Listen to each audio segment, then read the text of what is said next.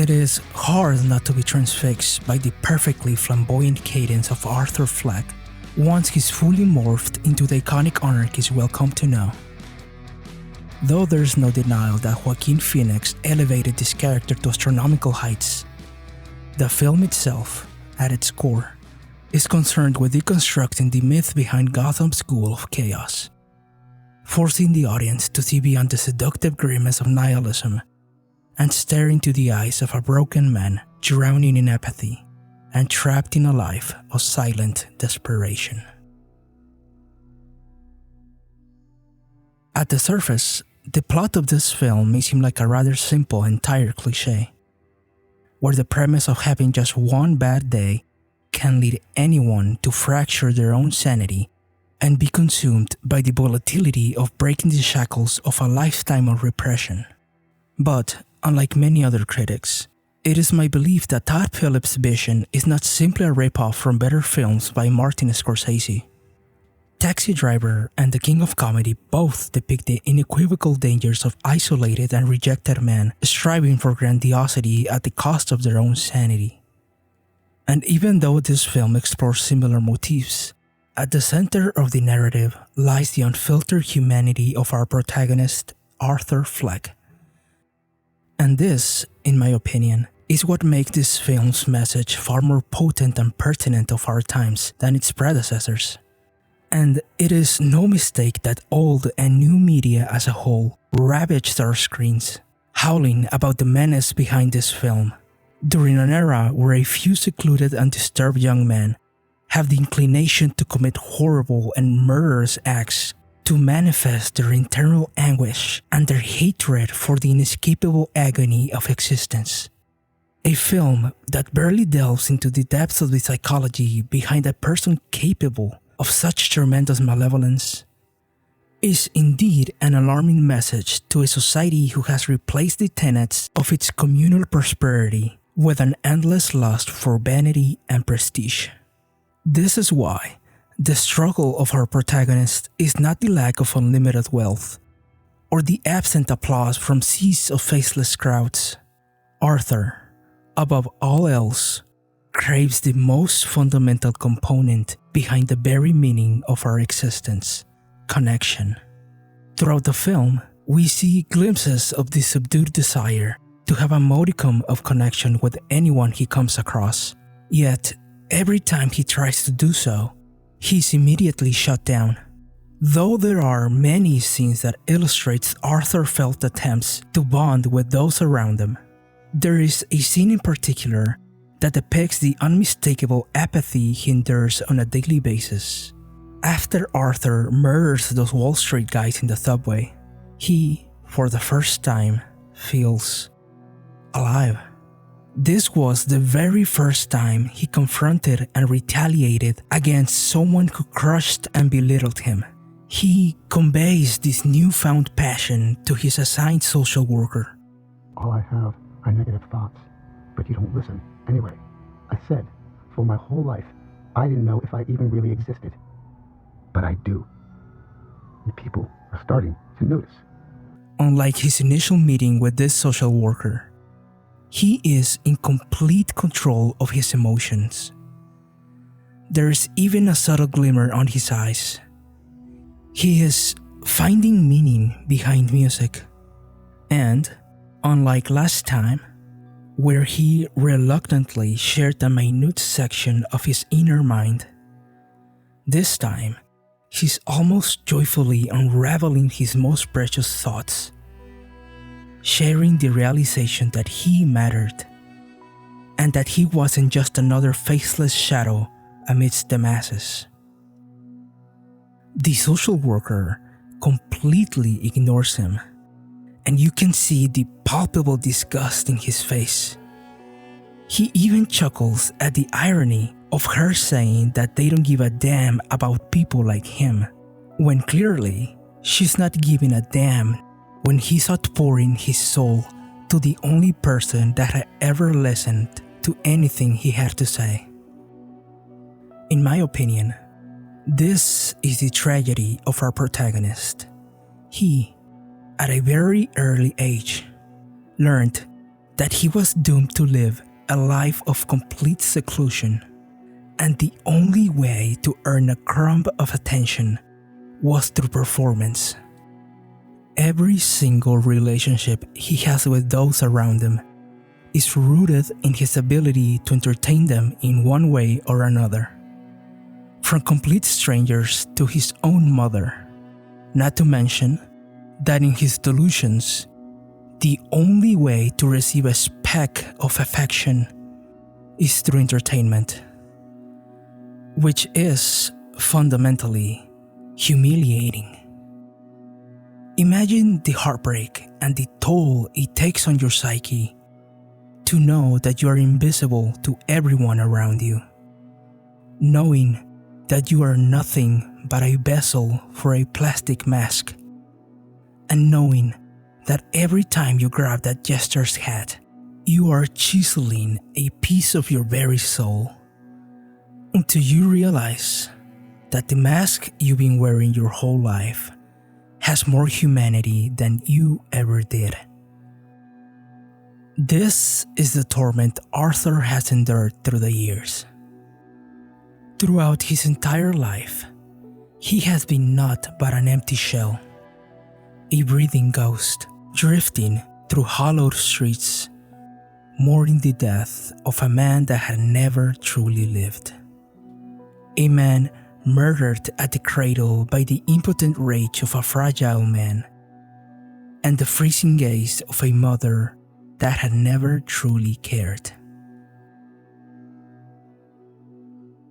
And it was his mother, Penny Fleck, who had sealed his fate and distorted him into the oddity he had become.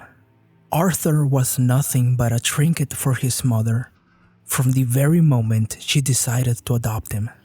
During her youth, it's obvious she decided to become a mother to fulfill her own emotional needs. But there might be a very dark implication that perhaps she adopted him to try to extort and manipulate her former boss, Thomas Wayne, by trying to convince him that Arthur was his child. And perhaps by doing this, he would be compelled to be with her and elevate her into the upper echelons of Gotham's aristocracy. However, once this ill-conceived plan failed, she came to the realization that she was trapped in a life of inescapable poverty.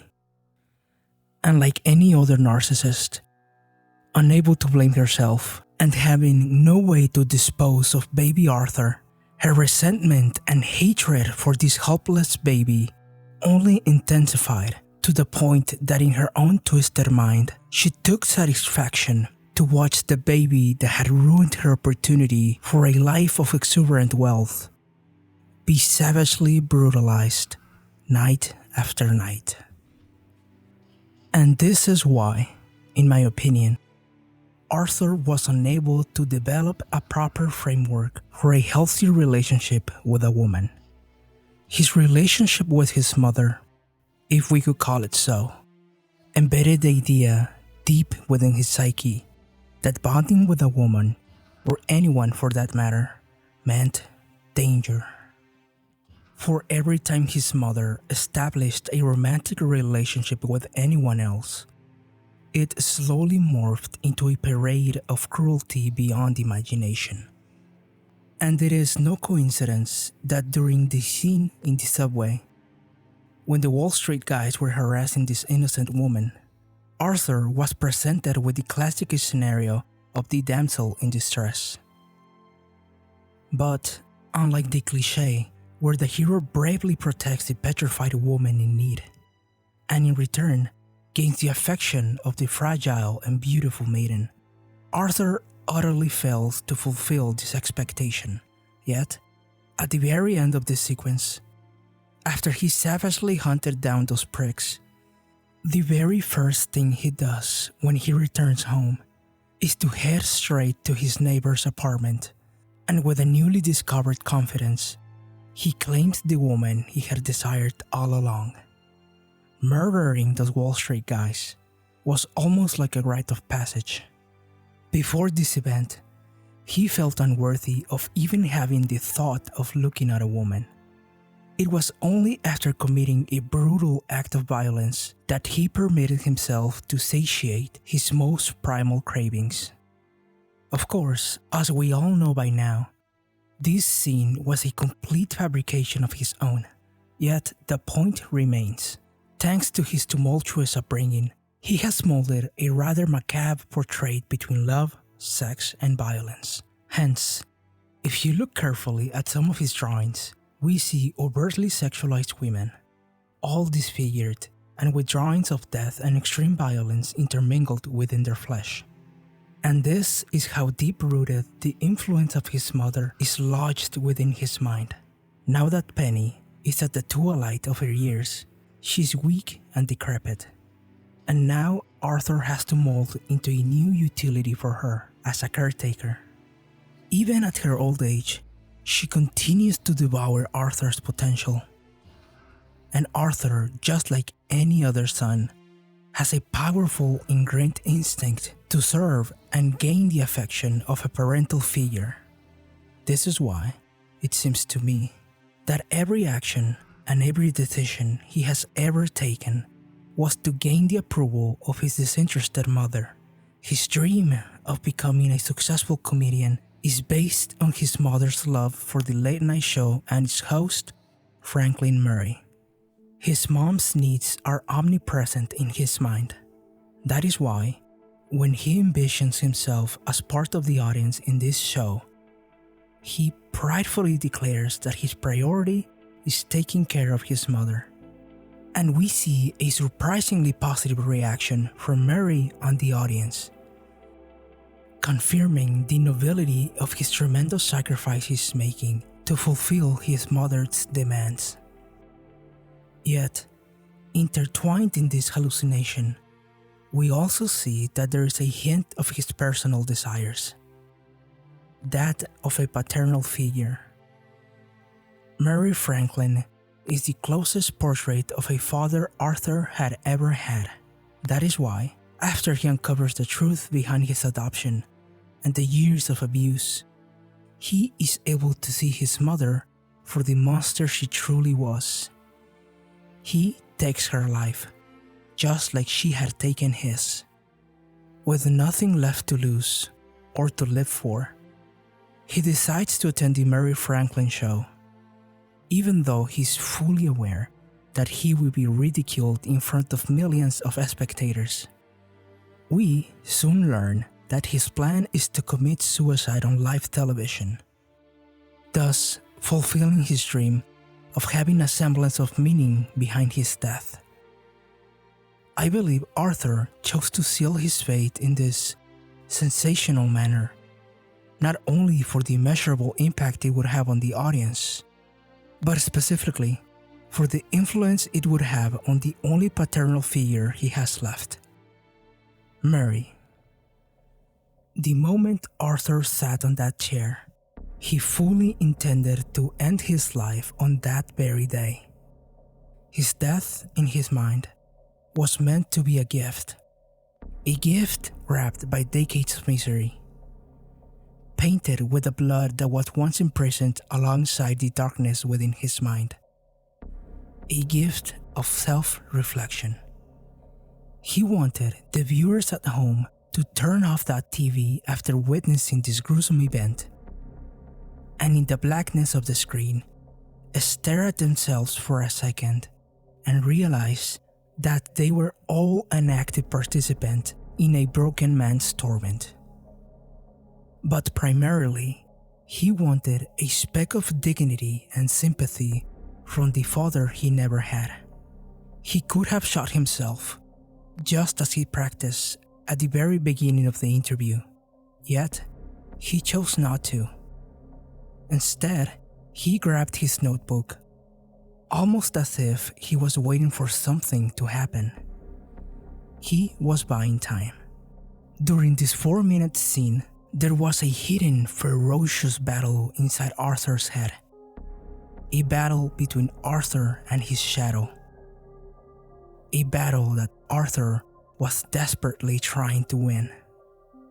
Like I've said before, Arthur came to the show prepared to commit suicide, but I believe that somewhere in the depths of his subconscious, there was a small glimmer of hope that Mary would see the anguish behind his eyes and embrace him like a son.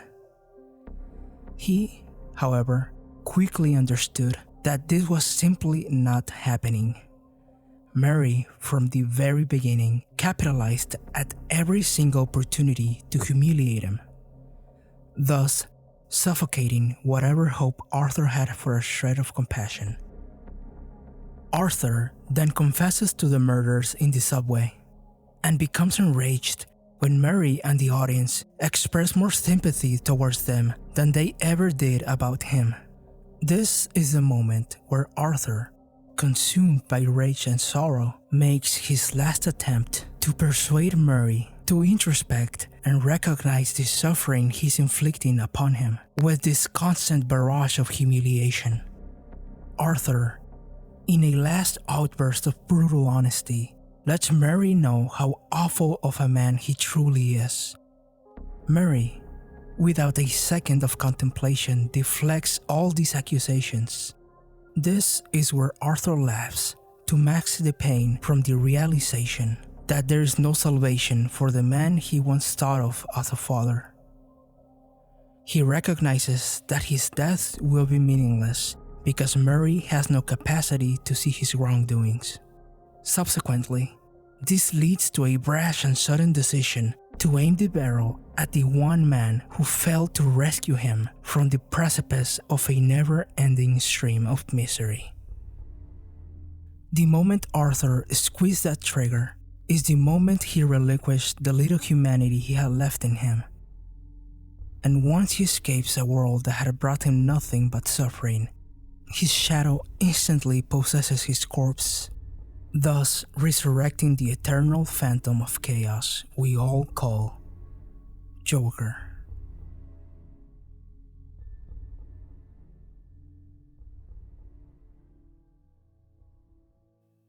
There is a reason why the narrative of this film feels so powerful. The life of Arthur Fleck was dictated by his struggle and eventual failure to transcend the immense trauma he was subjected to in his formative years. He had carried this dark secret for his entire adulthood, a secret so horrific he himself had buried it deep within his mind. A secret that kept him locked in a cold and dark sanctuary he had crafted for himself to numb the emotional turmoil he sustained on a daily basis. This is why you can't help but smile with him when he assumes this Joker persona. The Joker, unlike Arthur, has no fear or shame from the intensity of these dreadful and disturbing emotions. In fact, he embellishes on the mayhem he had brought upon a city on the brink of collapse. The bliss plastered on his face is a mark for the liberation from the burden of his past. He had successfully recreated the chaos from his childhood, reconciling with the mental wounds he once desperately tried to obliterate, and finding once again comfort in the taste of his own blood.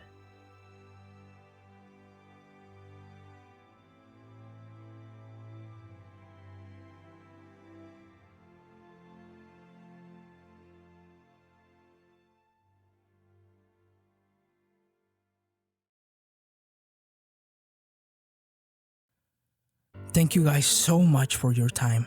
Hope you like what you saw. I want to give a special thanks to my very first Patreon member. Thank you, dude, you rock. If you want to see more, click here to watch my take on Requiem for a Dream. Or if you're into horror, click here to watch my video on 1408. For those who stayed to the very end, thank you so much, have a good one, and I will see you next time.